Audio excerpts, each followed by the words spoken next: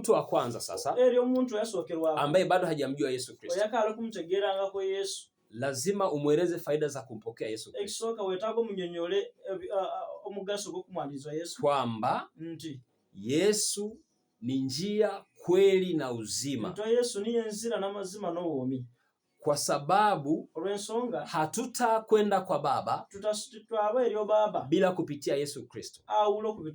Kwa hiyo huyu mtu ambaye hamjui Yesu Kristo kabisa, unapaswa umweleze sababu za ujio wa Yesu, kwamba Adam alisababisha dhambi kuingia duniani, na unapaswa kumsimulia historia ya Adam na Hawa, kwamba kupitia wao, maana hawakumtii Mungu, na kwa sababu ya kuto kumtii Mungu wakawa wamefukuzwa kwenye ile bustani ya Eden, na kwa sababu Mungu ni Mungu anayetupenda sisi wanadamu, analiangalia agano kusudi apate kulitimiza. Anasema, ninayajua mawazo yako, maana ni mawazo ya kukufanikisha. Pamoja na kwamba Adam na Hawa walitenda dhambi ya kuto kutii, tunamwona Mungu bado anaonyesha upendo kwao, akawavisha ngozi ikiwa ni ishara ya msamaha. Baadaye Mungu akasema, ni heri niende mimi mwenyewe kumwokoa mwanadamu, kwa sababu mwanadamu hawezi kumwokoa mwanadamu wenzake kwa kutumia damu yake.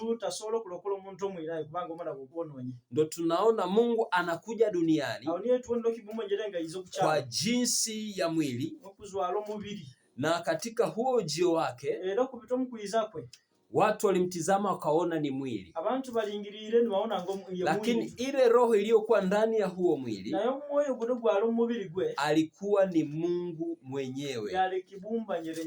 Na Mungu kwa sababu anatupenda alikubali kuteswa. Nitasoma mstari ule wa kitabu cha Warumi, Warumi sura ya 9, Warumi sura ya 9 mstari wa 5.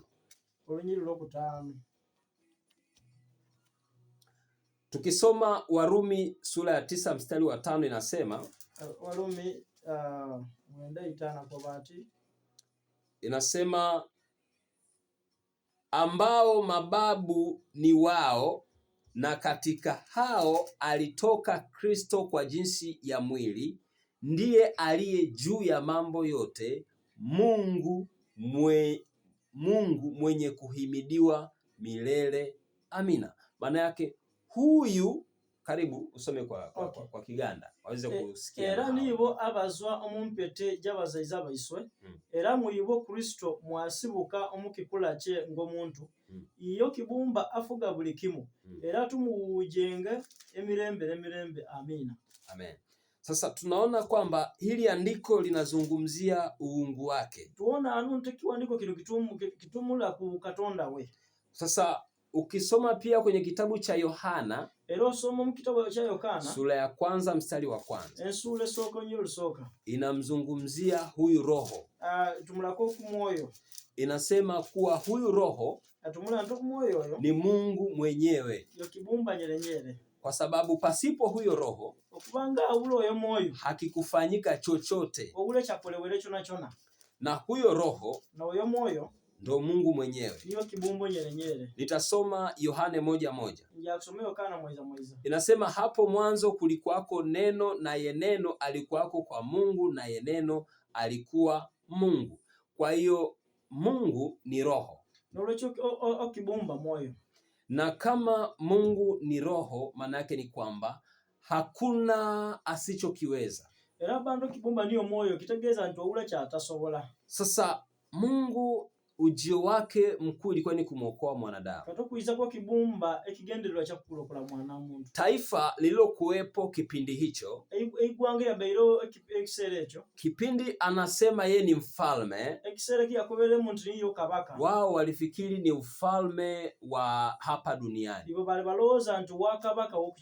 Lakini kuna roho zilizokuwa ndani yao ambazo zilisababisha, hizo roho zilisababisha chuki ndani yao zikapelekea kumuua Yesu Kristo. Unaweza kujiuliza Mungu anakufaje? Maana ya neno kufa manake ni mwili kutengana na roho.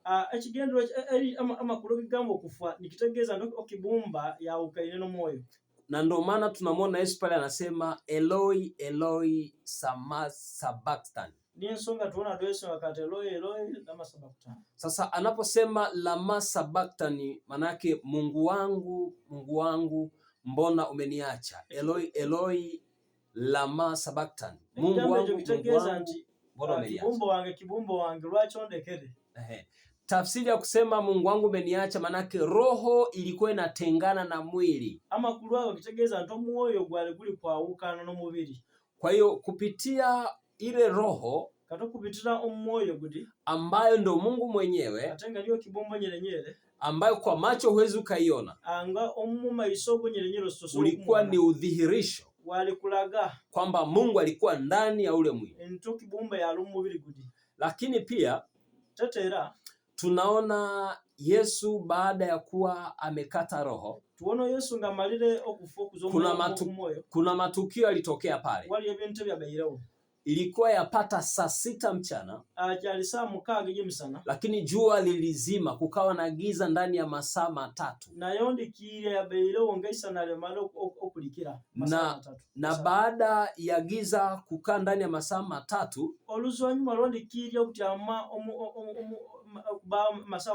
tunaona tetemeko la ardhi linatokea. Lakini baada ya tetemeko la ardhi kutokea, tunaona pazia la hekalu linachanika.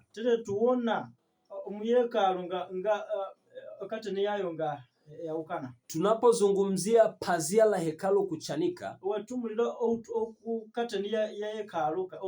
maana yake hapo zamani huyu mwanadamu alikuwa anapaswa kwenda kwa kuhani, halafu huyo kuhani ndiye atenda kumwakilisha kwa Mungu. Sasa hii mada ya kuhani ni ndefu sana, lakini naomba niishie hapo kwamba mwanadamu alipaswa kwenda kwa kuhani, ambaye huyo kuhani naye ndo alipaswa kwenda kwa Mungu kumwelezea shida au kueleza dhambi za huyo hapo.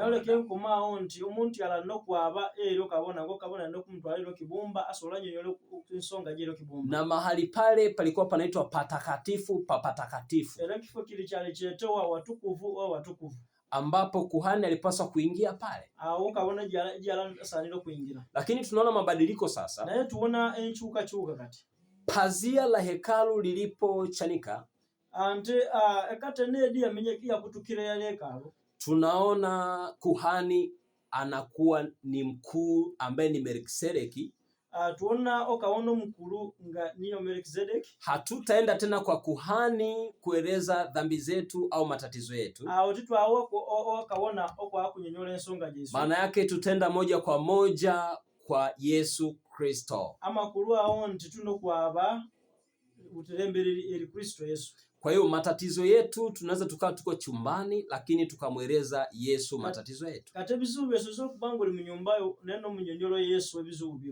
Lakini makuhani wa zamani ilikuwa lazima upeleke mfugo au mbuzi au kondoo au ng'ombe kulingana na maagizo na dhambi au tatizo, ili dhambi zako ziweze kusamehewa.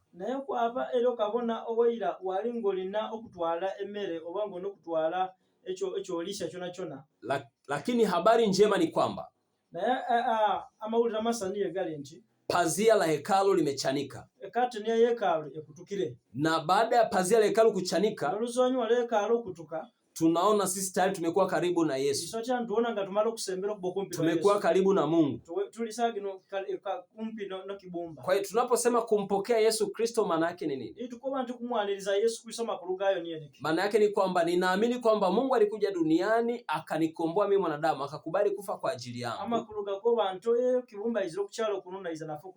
Kwa hiyo ninaamini hizi kazi alizozifanya hapa msalabani ni yeye mwenyewe.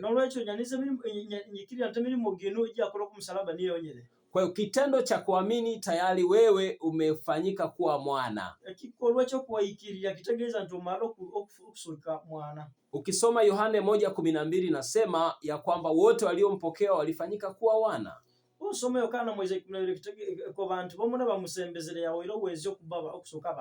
Baada ya Yesu kufufuka,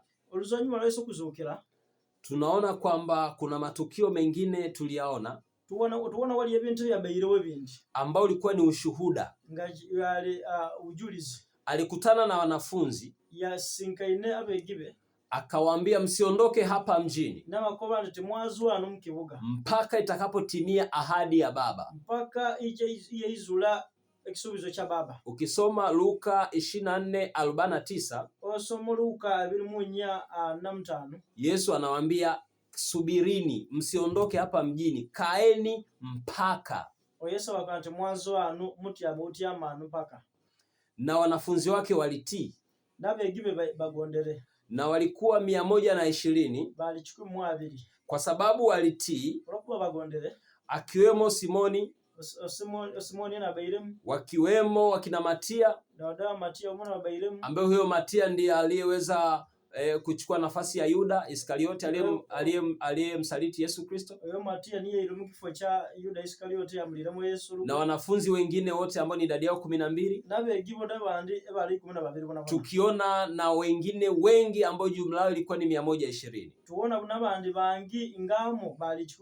Wakina Marko pamoja na Mariamu alikuwepo. Kwa hiyo hata Mariamu tunamuona naye alikuwa pale katika wale 120 akisubiri ahadi ya Baba, na hawakujua ni ahadi gani wanaoisubiria pale. Na tukisoma kitabu cha Matendo ya Mitume sura ya 2 mstari ule wa 4, tunaona ahadi ya Yesu inakwenda kutimia, ambayo alisema kwenye Matendo 1:8. Akasema, lakini mtapokea nguvu akisha kuajia Roho Mtakatifu, ndipo mtahubiri injili ndani na nje na duniani kote. Tukio tunakuja kuliona kwenye sura ya 2 ya kitabu cha Matendo mstari wa 4. Kukatokea uvumi kama uvumi wa upepo, ndimi kama ndimi za moto, wakaanza kunena lugha ambazo hata wao hawazijui.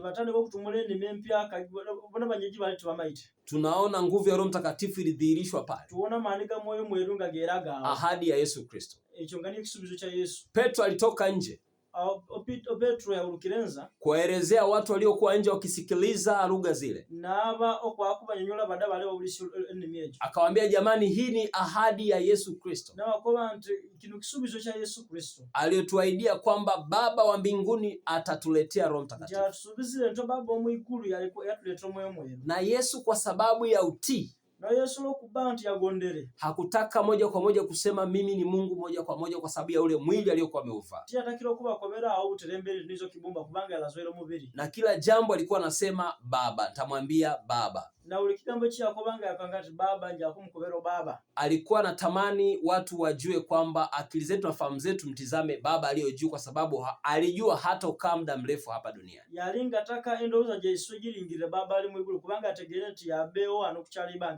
Kwa hiyo sasa wewe ambaye hujampokea Yesu Kristo, ukimpokea huyu Yesu, hakika utafanyika kuwa mwana. Jambo la pili, utakuwa na uzima wa milele. Utapokea nguvu ya Roho Mtakatifu kama hao wengine 120. Hiyo ahadi ya Baba. Lakini pia ukimpokea Yesu Kristo, utaweza kuwaombea na watu wengine wakapokea uponyaji na kutangaza habari njema. Na hakika utaona nguvu ikijidhihirisha. Utashika vitu vya kufisha, havitakufisha. Utaweka mikono juu ya wagonjwa, watapokea afya. Lakini pia kuna mtu wa pili ambaye natamani pia nimzungumzie. Huyu ni mtu yule ambaye amempokea Yesu lakini bado yuko mguu ndani mguu nje. Huyu mtu anaweza kuwa ni mwinjilisti, anaweza kuwa ni mchungaji, anaweza kuwa ni muumini wa kawaida, lakini hajampa Yesu Kristo 100%.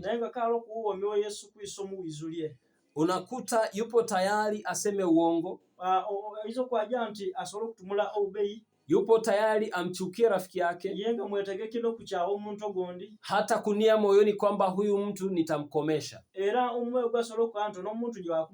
Lakini si kwa sababu ya yeye jinsi alivyo, bali ni kwa sababu hajampa Yesu Kristo 100% ya maisha yake.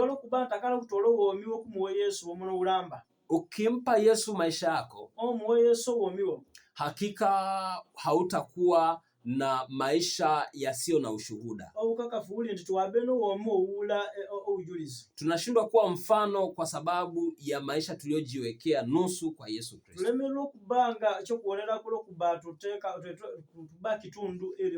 Ni sawa na umemkaribisha Yesu kwenye vyumba vyako 6 na sebule. Unamwambia Yesu, utakaa kwenye chumba hiki kimoja. Hivi vyumba vingine naomba uniachie. Hakika atakilinda kile chumba kimoja. Lakini ukimkabidhi nyumba yako yote, hakika atailinda yote. Na mimi ninatamani umpokee Yesu. Na hata kama umempokea, mpe maisha yako yote. Usiwe mtu wa visasi, usiwe mtu wa maudhi, usiwe mtu wa vikwazo. Lakini kuna wewe ambaye umeshampokea Yesu pia, na una utakatifu, ni kweli, maana Mungu ndo anayejua. Lakini upo sehemu ya kuhukumu watu. Ni mtu ambaye unafurahia watu wanapopata na matatizo. Kwa hiyo unapaswa kumpa Yesu Kristo maisha yako yote. Unapaswa kuwa kielelezo, ili watu wakikuona wewe waseme hakika huyu ni wa Yesu. Jamii yetu inayotuzunguka wanashindwa kuelewa kwamba huyu ni mtumishi wa Mungu au vipi, kwa sababu ya kauli zako, matendo yako, lakini hata jinsi unavyokuwa na mazungumzo nao. Tunapaswa kuwa kielelezo.